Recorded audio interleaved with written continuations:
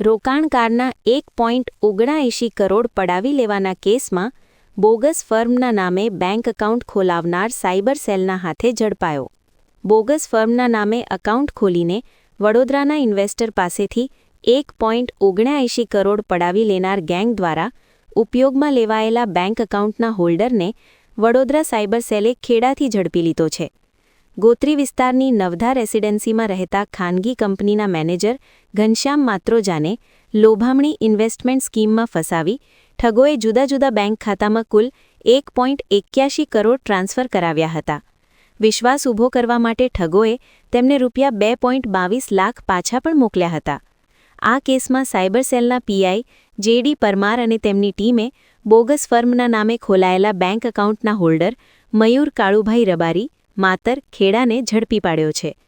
પોલીસે જણાવ્યું છે કે આ એકાઉન્ટ સંબંધિત દેશના અલગ અલગ રાજ્યોમાંથી લગભગ 26 જેટલી ફ્રોડની ફરિયાદો નોંધાઈ છે.